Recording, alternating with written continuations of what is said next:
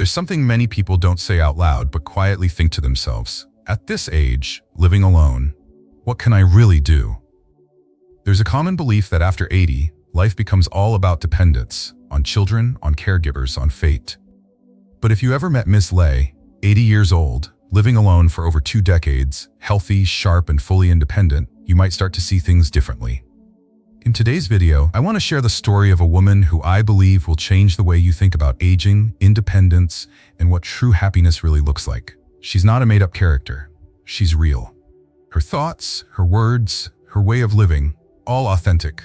And her story holds powerful lessons for anyone entering their later years, or for those who love someone who is. No long-winded theories, no empty advice, just a real life lived honestly and fully that, if you listen closely, might just help you see yourself in a new light. At 80, many believe that living alone is simply not possible. With declining health, fading memory, and daily activities becoming more difficult, independence can feel out of reach. But for Miss Lay, living alone isn't something forced upon her by circumstance. It's a conscious choice. She doesn't seek dependence, nor does she want to become a burden to her children. To her, growing old is a time to slow down, live authentically, and enjoy peace on her own terms. She once had a full family, a husband, children, a warm household. But after her husband passed away, instead of moving in with her children like many others might, she chose to stay in the little house she knew so well, where every corner and window held memories. She takes care of herself completely, from cooking and cleaning to grocery shopping and even maintaining her morning walks.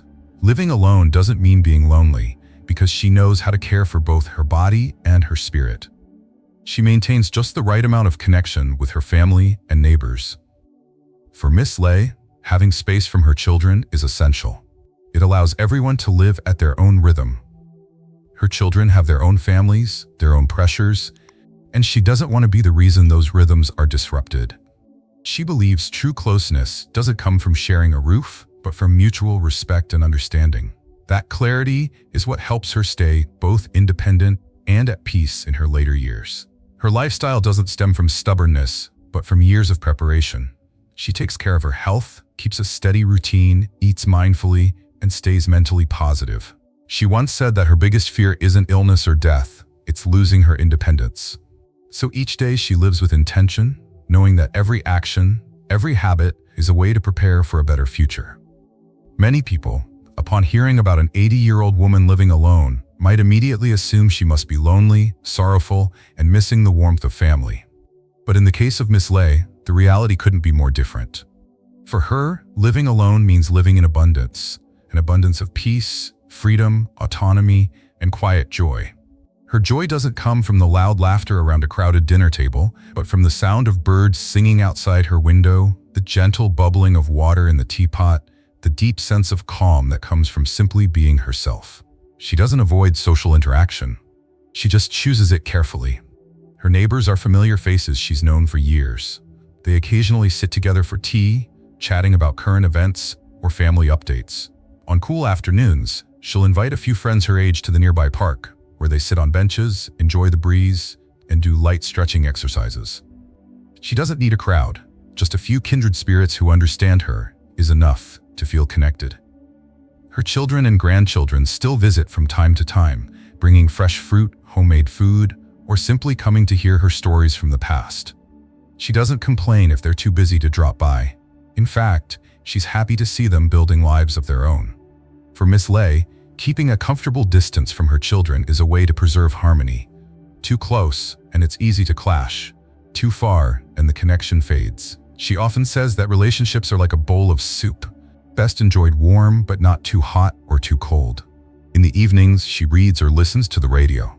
She enjoys old broadcasts where the host's steady voice feels like a familiar companion. It's not noisy, not exciting, but warm and comforting. This isn't loneliness, it's intentional solitude. She savors those quiet moments where no one's rushing her, criticizing her habits, or trying to adjust her pace to suit theirs. Many might not understand the power of that. The feeling of organizing your day exactly how you want, of truly listening to your own thoughts and emotions. In a world that never seems to slow down, living alone becomes a rare chance to return to stillness, to care for the inner self, to rediscover what really matters. Growing older isn't the end, it's a new rhythm of life. A slower, gentler rhythm, but one that runs deeper. And Miss Lay has embraced that rhythm fully, with no dependence, no regret, and no loneliness. Just the quiet, powerful contentment of living true to herself. Miss Lay often says, growing old without money is like a boat without an anchor in the middle of the sea. Easy to drift, easy to capsize, and easy for others to decide your fate. At first glance, it might sound a bit harsh, but it reflects a very real truth for many older adults. When finances are lacking, it's easy to fall into dependency, to lose control, and even lose your voice within your own family. After her husband passed away, Miss Lay was left on her own with a pension of just over 4 million VND, around $170 a month. Her son and daughter-in-law offered to help support her, but she declined. When he was alive, she recalls, my husband had a habit of dividing our income into 3 parts, one for daily expenses, one for savings, and one for emergencies. I've kept that habit to this day, and it's what allows me to live comfortably without having to ask anyone for help. Every month, she divides her pension the same way. One portion for food and medicine, one for unexpected health issues, and the last part for small indulgences, like buying gifts for friends or treating herself to a good bowl of pho on the weekend. I don't live lavishly, but I want to live joyfully. I spend what I have, just enough, but never to my own detriment. Most importantly, Ms. Lee doesn't see money as a burden or something to hoard. To her, money is a tool that protects her freedom. Without money, I'd be forced to live the way others want. They'd tell me where to live, what to eat, what to do, and I couldn't stand that. That's why, even in her later years, she remains sharp and deliberate with every expense. She never borrows, never spends what she doesn't yet have. When it's time to repair her home or replace an appliance, she carefully weighs her options and chooses what makes the most sense. It's not about being stingy, it's about making my money last so I can live longer on my own terms.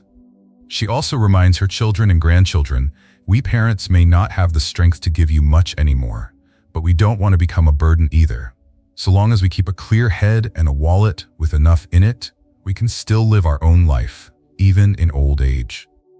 To Miss Lay, financial independence is part of preserving dignity in old age, because only when she's not relying on others can she still feel whole as a person, a mother, a grandmother, not just someone to be taken care of. And it's that sense of control that allows her not only to live alone, but to live with quiet pride and peace. Ms. Lay once said something simple but profound. Family bonds are like a bowl of hot soup. Too close and it burns, too far and it gets cold. At first, it sounds like a casual remark, but it's actually a life philosophy distilled from decades of being a mother, a grandmother, and a woman who has lived alone gracefully in her later years. When her son suggested she move in with his family so they could take better care of her, she didn't reject the idea right away. She thought about it deeply, spent many nights tossing and turning. She knew her son cared for her. She understood that as a mother, it's only natural to want to ease your children's worries. But she also looked beyond the surface. Living together can strain the relationship, she said. Not because anyone is unkind, but because sharing a space often leads to friction. Older people have their rhythms, and younger people have their own way of life. Forcing them into one mold makes everyone uncomfortable. She didn't want to become a burden, nor the reason for any tension in the household. Living together has its joys, she admitted, but I fear the kind of sadness that sneaks in when no one talks about it. A dish not washed well, a fan set at the wrong speed, staying up late with the light on. These tiny things build up, so it's better to keep our own homes and preserve the best of what we have. Miss Lay also makes a conscious effort to keep a respectful distance from her children's lives. When her daughter-in-law changes jobs, her son moves to a new place, or her grandson takes on more classes, she shows interest, but not interference. I asked to stay informed, not to give advice. They're grown and wise enough to handle their own lives. My peace helps them feel at peace too. She has her own principles, never calling too often, but always answering when needed. Never prying into personal matters, but always listening if someone wants to talk. She maintains her connection like a thread, firm yet gentle. She believes that only when each person has their own space can love truly last. And the truth is, her children and grandchildren cherish her for this very way of being. They respect her not just for her age, but for her attitude. She doesn't criticize, complain, or compare. Being around her is comforting. Meals with her are filled with laughter, not nagging. On holidays, birthdays, or family celebrations, she never forgets to send her well wishes first. Yet she never expects anything extravagant. "I'm happy they remember me," she says. "Not because they give me things, but because they care." By keeping a gentle, balanced distance, not too close, not too far, Ms. Lay has nurtured a healthy, loving relationship with her family. No one feels obligated, and no one feels forgotten. That's why the bond within her family stays warm without being stifling, close without wearing thin. Many people assume that living alone in old age means loneliness and sadness. But for Miss Lee, living alone isn't about what's missing. It's about the chance to finally appreciate the simple things she once overlooked. She wakes up early, not because anyone tells her to, not because of a schedule, but because the birds outside her window make her want to open her eyes a little sooner. She enjoys sipping a warm cup of tea, listening to the morning news, and watching sunlight stream through the leaves in her small yard. In those quiet moments, she feels light, calm, and strangely content. Later, she tends to her little garden, pulling a few weeds, checking on her marigolds and dahlias. No one asks her to, but putting her hands in the soil brings her joy. Those little blossoms make her home feel brighter. She calls them her flowers of happiness. Her meals are simple: a bowl of hot rice, stir-fried vegetables, and sometimes a crispy fried fish. She eats slowly, savoring each bite while listening to old songs from the 1970s, golden voices that take her back to her youth. "The taste isn't just in the food," she says, "it's in how you feel while you eat. If I think it's delicious, then it is." In the afternoon, she strolls around the neighborhood, sometimes dropping by a neighbor's house for a short chat. People call her cheerful Miss Lay. She's known for her kind greetings and old stories that bring a smile. She doesn't need a crowd, just a few people who understand and appreciate her. Evenings are quiet. She reads old books, their pages yellowed and slightly smudged, but to her, they're treasures. Sometimes she writes in her journal. Nothing big, just a few lines about what made her smile, what flower bloomed, who stopped by, whether it rained. She writes to remember, to see that life is still flowing gently. These may seem like small things, but to Miss Lay, they're the building blocks of a happy old age. She doesn't need fancy vacations or loud parties. All she needs is a healthy body, a peaceful mind, and enough small joys to make her smile each day. As she puts it, people spend their whole lives chasing grand happiness, forgetting that real joy is found in the simplest moments. By the time your hair turns silver, you realize a good meal, a restful sleep, and someone to talk to, that's already a full life. Miss Lay often says, living alone doesn't mean neglecting yourself. On the contrary, it means taking even better care of yourself, so you have the strength to fully enjoy your later years. And those aren't just words. She truly puts time and energy into maintaining her health, both physical and mental. Every morning, after a warm glass of water, she spends at least 20 minutes doing light exercises. Not yoga, not jogging, and no fancy equipment, just simple stretches, a few laps walking around the house, and deep breathing. The body is like a machine, she says. If you don't start it up, it'll rust. Even the little things, opening the windows for fresh air, walking up and down the stairs a few times a day, doing her own laundry, or tidying the kitchen, are her way of keeping herself from becoming sluggish. For her, movement doesn't have to be intense, but it must be consistent. She's also mindful of her diet. She doesn't follow any extreme restrictions, but she sticks to 3 principles: balanced meals, regular eating times, and moderate portions. She shops twice a week, buying just enough for a few days. Her meals usually include leafy greens, tofu, eggs, and fish. She avoids processed foods, keeps sugar and oils to a minimum, and never skips breakfast. Beyond physical care, Miss Lee places great importance on her emotional well-being. It doesn't matter if your body is strong if your heart is heavy, she says. So she tries to stay positive, avoids complaining, and doesn't dwell on small annoyances. When something upsets her, she'll go for a walk or do some chores to shake it off. If she's frustrated, she writes her feelings on a piece of paper, reads it once, then tears it up. Let the wind carry it away, she smiles. What's most remarkable about Miss Lay is her discipline.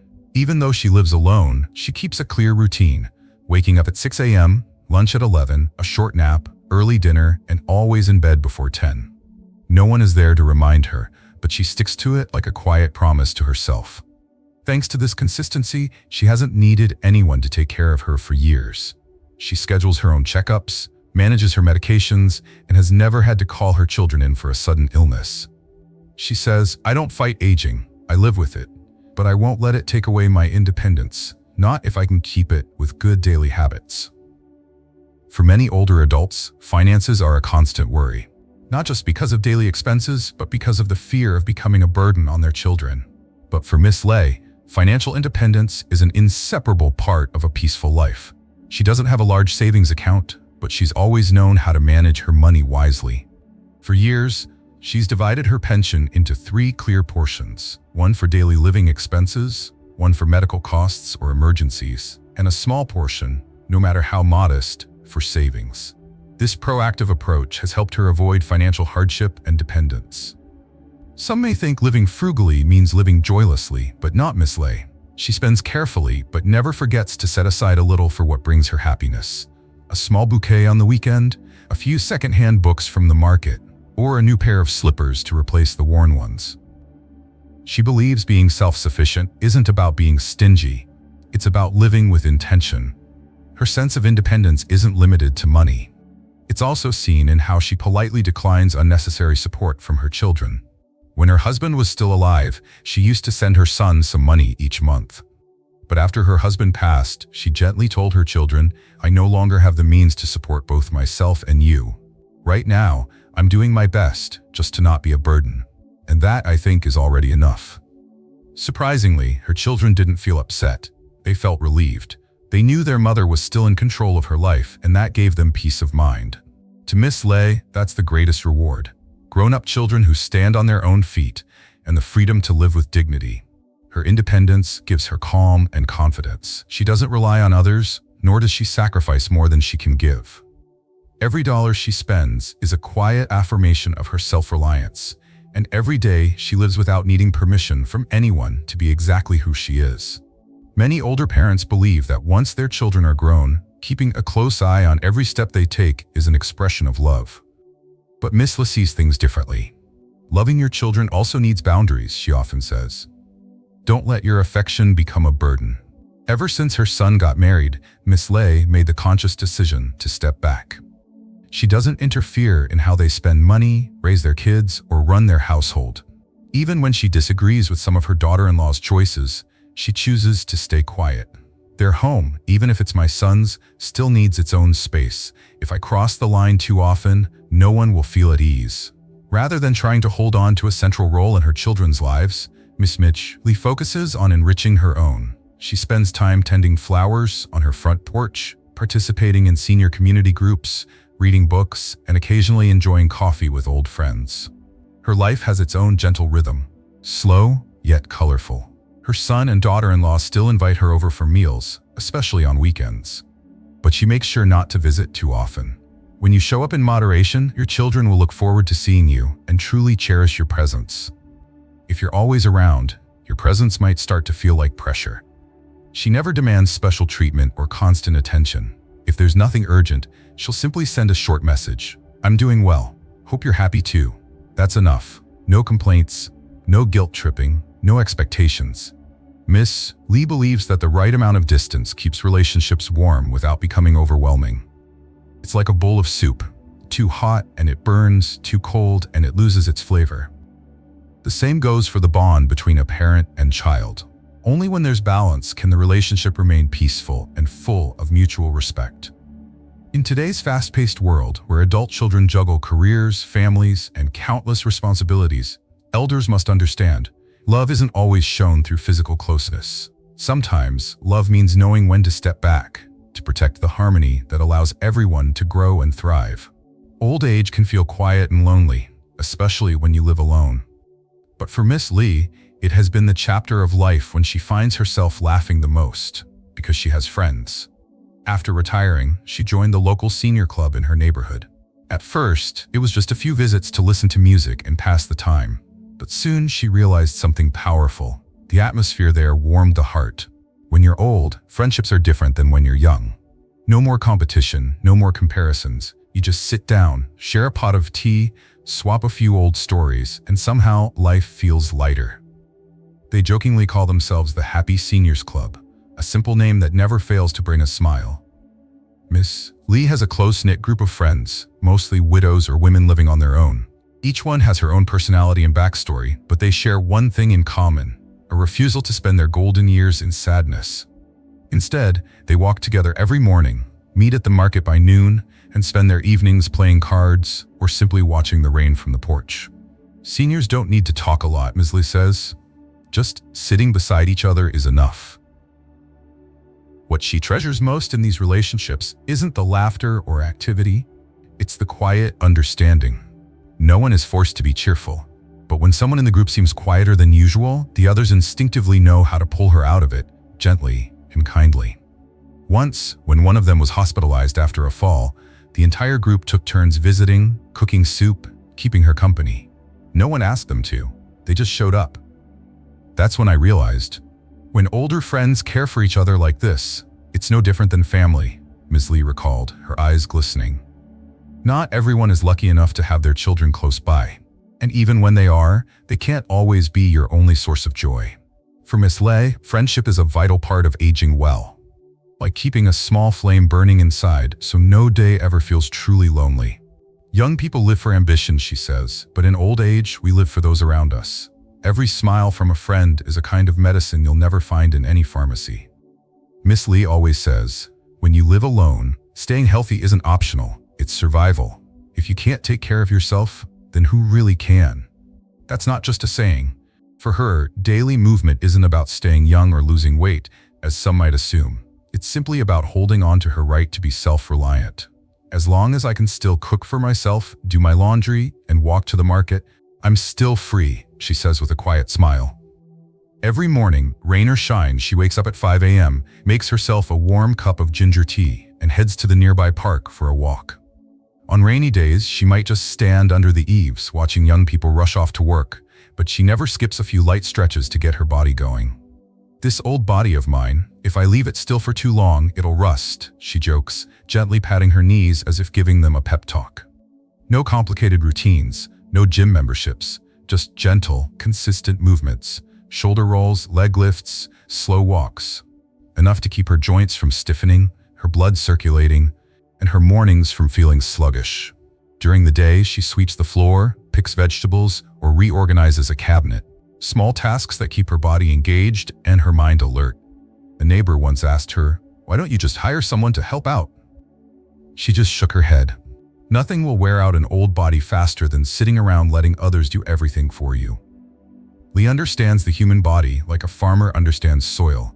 If you don't till it, it hardens. If you don't care for it, it withers. That's why, even past 80, she's never stopped moving. On a group trip with her senior friends, they came across a steep hill. Many gave up halfway, but she kept going, slowly but surely, all the way to the top. That moment made me so happy, she recalls. I knew I hadn't fallen behind. I wasn't dependent on anyone yet. Her eyes sparkled like a child receiving praise. Health doesn't come out of nowhere. You can't borrow it, and no one can give it to you. It's a gift, one you have to protect with your own hands every single day. I've always believed that one of the things that keeps me healthy and joyful each day is kindness. Not the grand, heroic kind, just simple acts like smiling at a neighbor, greeting the lady who sells vegetables, or offering someone a seat on the bus. As elders, we may not be as quick or strong as we once were, but we can always choose to be kind. And that kindness doesn't just soothe others, it warms our own hearts. Many older people live in anger and regret, blaming their children for not visiting enough, grieving as old friends slowly fade away. But the more we hold on to bitterness, the heavier our hearts become. I choose to let go. I choose to forgive. Because I understand, everyone has their own life, their own worries and weariness. Lightening my own heart is a gift I give myself. Whenever someone visits me, I don't complain.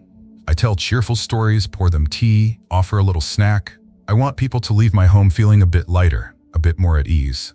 Not because I need to be loved, but because I want to be someone who knows how to give. In the end, old age isn't a closing chapter. It's a time to live more kindly, more generously, more fully with each passing day. A light heart makes for a healthy body. A joyful spirit brings color to the cheeks. Kind people always live longer than angry ones. I truly believe that. There was a time when I believed old age marked the final chapter of life, a place to stop, to look back. But the longer I live, the more I realize growing old isn't about stopping. It's about living more fully. There's no need to race, no need to compete. Just live true to yourself, and that is enough. I don't ask for much. I just hope that when I open my eyes in the morning, I still feel strong, that I can brew myself a cup of tea, sit and watch the sunlight stretch across the yard, enjoy a warm meal, call an old friend, stroll slowly through the market, come home, take a shower, and rest. Simple things, but in that simplicity, there is so much joy. I know one day, like all who came before me, I will leave this world, but I'm not afraid. All I ask is that when that day comes, I can still walk on my own feet, prepare my own meal, and smile at those I love without needing help. I don't need to leave surrounded by tears, only with peace. So if you too are entering the later years of life, don't feel sad. Don't see yourself as a burden. You are still you, and you still have the right to live beautifully, joyfully, independently, and kindly. Take care of your body, tend to your soul, and live each day like it truly matters. Old age isn't about waiting to die. It's about finally living like you never have before. So we've just journeyed together through the life of an 80-year-old woman who lives independently, joyfully, healthily, not relying on anyone, but fully trusting in herself.